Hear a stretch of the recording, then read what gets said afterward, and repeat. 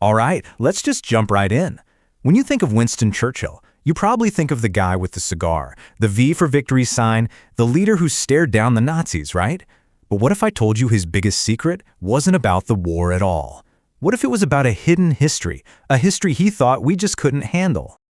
I want you to just picture this for a second. You're deep in the basement of Chartwell House, Churchill's country home. There's this massive oak door, 3 heavy locks. Click, click, click. And the door swings open. This wasn't a vault for war plans. Nope. This was something else entirely, something hidden for decades. And in 1965, someone finally got inside.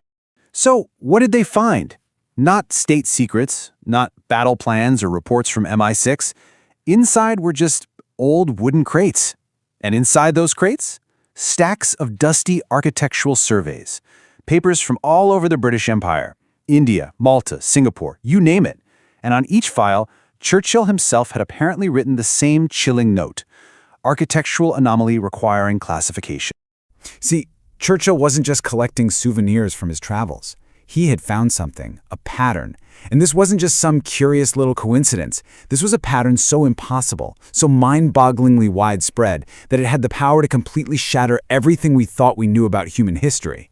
And just look at where this evidence comes from. We're talking about the Adalaj Stepwell in India, Fort St. Angelo in Malta, deep under Raffles Place in Singapore, even places in Kenya and Burma. I mean, these spots are thousands of miles apart. They're separated by oceans and supposedly by centuries of different cultures and technologies.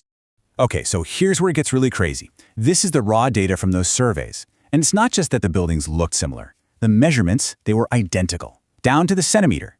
A stairway width of exactly 3.4 meters, stone blocks cut to 2.1 by 0.8 meters, and fitted so perfectly there's no mortar. A ceiling height of 3.2 meters, in India, in Malta, and Singapore. This isn't a coincidence, folks.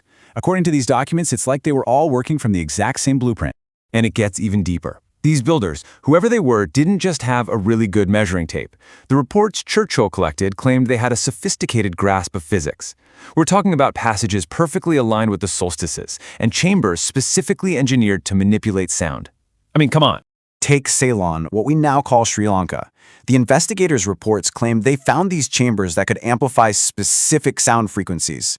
So get this, you could whisper at a frequency of 170.3 hertz in one spot, and it would be perfectly clear all the way across the entire complex. How is that even possible? And it wasn't a one-off. They found another one at 432 hertz. Now you have to remember, the idea of measuring sound frequency in hertz is a modern scientific concept. So how on earth was this knowledge supposedly engineered into solid rock hundreds, maybe thousands of years ago? And then a third one, 963 hertz. 3 different, precise frequencies. The conclusion in Churchill's files was pretty clear. This could not be an accident. This was deliberate, highly advanced acoustic engineering. The kind of technology that, according to our history books, just plain shouldn't have existed back then. So this brings us to the million-dollar question, right? If you find something this monumental, this history-changing, why lock it away in a secret vault? Well, the answer, supposedly found in Churchill's own private diary, is way more complicated than just simple censorship. You see, the official story was that the vault was for sensitive war documents. But the alleged real purpose? It was to contain and suppress evidence of a lost global civilization that completely upends our neat little story of human progress. You know, the one that goes from cavemen to us, the brilliant modern humans. This discovery suggested that whole story was wrong. And this quote from his diary really lays it all out. Churchill apparently believed that our whole social order relies on the idea of progress, the belief that we are the pinnacle, that our knowledge is superior. If people found out that some ancient, forgotten civilization had knowledge we're just now catching up to, well, he thought the implications would be catastrophic. He wrote, "It's not censorship, it's protection." He wasn't trying to be a villain. He thought he was protecting us from a truth we couldn't handle. But you know how it is. Secrets this big, they don't stay buried forever. Sure enough, after Churchill died in 1965, somebody on the inside, someone in British intelligence, decided it was time. And the documents from that secret vault started to trickle out. Now, this wasn't some big WikiLeaks-style data dump. No. The leak was very clever, very strategic. A document would show up here, another one sent to a different researcher a few months later. It fragmented the whole story. The idea, it seems, wasn't just to get the truth out, but to do it in a way that made it seem confusing, debatable, like fringe conspiracy stuff. Basically, to turn a crystal-clear signal into a bunch of static and noise. And this is where the story takes a really dark turn.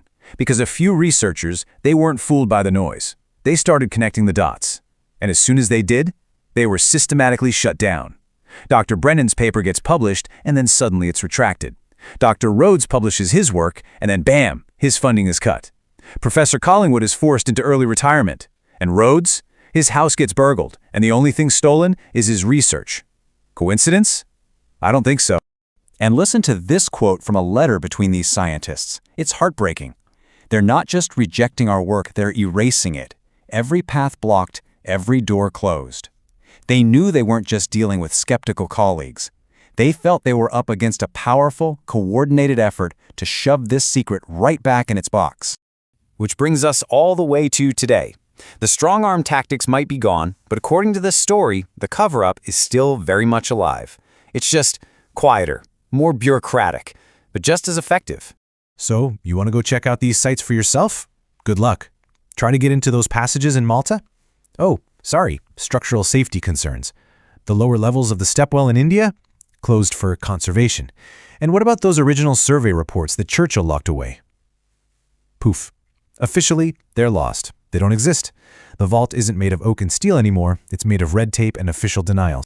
And this leads to what some people call the suppression paradox. Think about it. If all these claims are just nonsense, a big hoax, wouldn't the authorities be thrilled to have scientists go in and debunk it all? They'd open the doors wide. But the fact that there's this consistent pattern of blocking access, of shutting down research, well, it kind of makes you think there must be something to it. The very act of suppressing the evidence becomes the best proof that the evidence is real. So where does that leave us? It leaves us with some absolutely massive questions. Who built this incredible global network? What kind of physics and astronomy do they actually know? Why was it all lost? Or was it deliberately hidden? And maybe the biggest question of all, what else is still locked away in government vaults? The whole thing forces you to wonder what our accepted version of history is really built on. In the end, this whole strange story of Churchill's secret vault leaves us with one huge, unsettling question. It suggests that maybe, just maybe, the real story of our past is out there, locked away in sealed-off ruins and classified files. A history that could completely change how we see ourselves and our future. The only question is, will we ever get the key?